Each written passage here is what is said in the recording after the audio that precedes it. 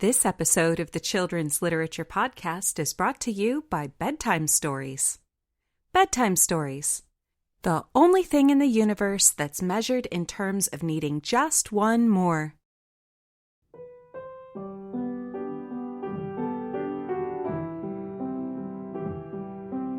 Welcome to the Children's Literature Podcast. I'm your host, TQ Townsend. This is a review of Episode 6 of Percy Jackson and the Olympians.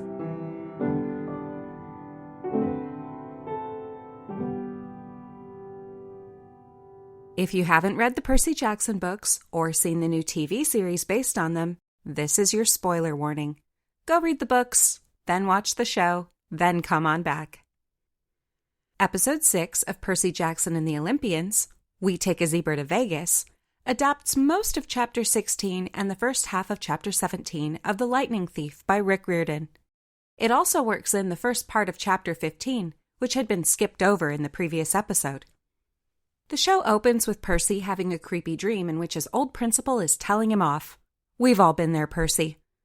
The show then zips backwards to a portion from Chapter 15, where the kids use a rainbow to communicate with Camp Half-Blood. They try to reach Chiron, but speak with Luke instead. This is in the book. Luke, Annabeth, and Percy all blame Clarice for stealing the lightning bolt, even though there's no evidence at all for this. This is not in the book. Percy goes so far as to say, Chiron's got to arrest her. Find out what she knows. Don't ask me how I know. You just got to trust me. This doesn't reflect well on Percy. They don't arrest kids at summer camp. Also, you should never, ever, ever expect someone to be arrested and say, don't ask me how I know, you just gotta trust me. You need evidence, kiddo. This is why 12-year-olds aren't allowed to be cops. The kids arrive in Vegas, where they go to seek out the god Hermes at the Lotus Casino. This was the first moment for me when watching this series that I had a strong, completely negative reaction to a choice made by the filmmakers. In The Lightning Thief, the kids end up in Vegas because that's as far as they managed to get with no money and their luck wearing thin. They stumble into the Lotus Casino rather than seeking it out, and only figure out how to escape after nearly falling completely into its trap. On the show, the kids somehow knew they needed to go to the Lotus Casino, despite the fact that it's never mentioned before. They also somehow know the god Hermes will be there, and they somehow know how the casino works. There's an awful bit of dialogue where they explain that this is just like the Lotus Eaters in the Odyssey, and the casino will make them forget everything about their real lives and goals. I didn't like any of this. The story worked so much better when the kids were overwhelmed, exhausted, and completely unaware of the fact that the safe haven they stumbled into was actually a dangerous trap. Also, Hermes isn't in the book because he doesn't need to be in the book. In my last review, I complained that bad adaptations of children's books usually cram in grown-up themes and even extra grown-up characters that just don't belong there. Hermes has no part to play in the plot or the development of the main characters. The only function he fills in The Lightning Thief is that he's the absentee father of Luke, as in, not there. This is a huge part of Luke's motivation. Messing with that disrupts a very central part of the story. These are changes I have to disapprove of, as they betray the literary source as well as weaken the TV show's own internal logic. The most offensive thing happens when Hermes gripes, "Time and space are easy, kids. Parenting is something else entirely." Except, sorry Hermes, you're not a parent. You've never been there for your kid. You didn't help raise him, and you're nothing more than a genetic donor. I don't believe that an all-powerful God is so sad that he couldn't play any role in his kid's life just because the script said so. It doesn't work, and it doesn't belong in the story. So why are they doing all this? As I mentioned before, grown-up filmmakers just can't resist making stories all about them. This show is cramming in extra adult characters while removing children from the story, and it's a change that won't work well. And I loved the Moana soundtrack, but Lin-Manuel Miranda's strengths are in songwriting, not acting. Even if he did have the charisma to make Hermes an interesting character, he still isn't necessary to the plot. Percy, Annabeth, and Grover could have caught a cab as written in the book, or stolen Hermes' car as depicted in the show, without the messenger god needing to appear in the episode. In The Lightning Thief, Chapter 16 reads like a mini episode of The Twilight Zone. It's great. The kids aren't in Vegas on purpose. It's just where they've ended up as they try to make their way to Los Angeles. They're completely blindsided by the generosity of the Lotus Casino. And at first it's amazing. The kids get to shower after a grimy week on the road, and they have everything they could want for free. Clothes, a hotel room, and unlimited food and games. But Percy slowly realizes that this place is a trap. He has several interactions with children. Children, not adults, mind you, who think they've only been there for days and have lost interest in the outside world which they left decades ago. Another totally pointless adult character that's crammed into the story is a grown-up satyr Augustus who leads Grover astray. He serves no function to the core plot, has no impact on the story, and honestly, the actor does a pretty middling job selling the role. Augustus had no reason to be in this story, and the time wasted on his character would have been better spent on the children who had been tragically trapped by the magic of the Lotus Casino. Another big change from the book is that the power of the lotus flowers is pumped into the air in the casino rather than having to be eaten directly. This isn't a minor change.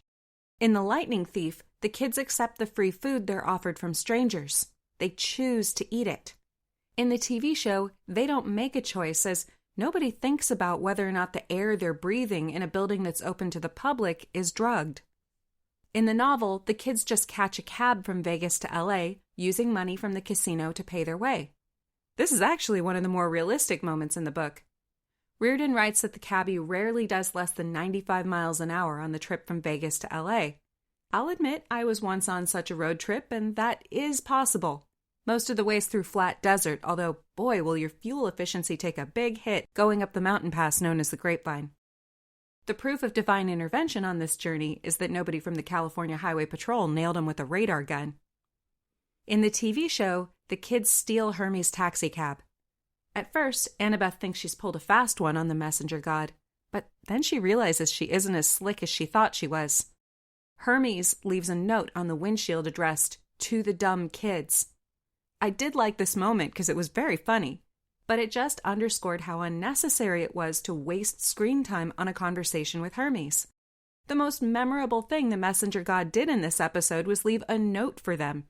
And that didn't require an actor, just somebody in the prop department with decent handwriting. As much as I dislike the changes to this chapter, it was very funny watching Percy attempt to drive a car. It gave me flashbacks to when I got behind the wheel for the first time. In the original novel, the trio of friends arrive at the beach in Santa Monica when it's nearly sunset. Since this is Midsummer Day, that would mean they were driving through downtown and along the 10 freeway after 8 p.m. That would make traffic conditions acceptable. If this quest had required them to drive through that stretch of road during rush hour, I would have said it wasn't worth it, even if it meant the world would literally end. In the show, the kids zap instantly from Vegas to Santa Monica in the magic taxi, but it's already after dark. No doubt this saved a ton of money on the special effects budget, as it's pretty easy to put actors in front of a green screen and then be like, make it black. But even this falls short, as Santa Monica is well lit due to the numerous skyscrapers and the amusement park on the pier. It also seems that, unlike in the book, the kids have missed the deadline. Midsummer is over. A totally computer-generated sea nymph shows up, which is odd because it would have been easier and cheaper just to use a real woman. The nymph tells Percy that his dad loves him, but not enough to show up himself, and she tells him to quit his quest and go back to camp. Happily, Percy rejects this. In the novel, the nymph gives Percy 3 pearls which have the power to get the children out of the underworld. This leads to a critical plot and character point where Percy is forced to leave his mother behind because there isn't a pearl for her. However, in the show, Percy's given 4 pearls, meaning the writers have decided that Percy shouldn't have to make such an agonizing character-building sacrifice. And I'm not excited about that. So, as Percy Jackson and the Olympians has gone on, it's drifted farther from the book, adding a lot of subplots, backstories, unnecessary grown-ups, and flat-out changes. Lots of the changes aren't bad. Plenty have added to the story in a logical way, or are good examples of abridgment. But increasingly, and especially in this episode, the changes have resulted in substantial character and plot differences from what's written in The Lightning Thief. I really have been enjoying this TV show, but I have to say that episode 6, We Take a Zebra to Vegas, is my least favorite so far. I rate on-screen adaptations based on how faithful they are to the original children's books, and I have to give this episode only 2 out of 5 Snapes for its substantial alterations from The Lightning Thief.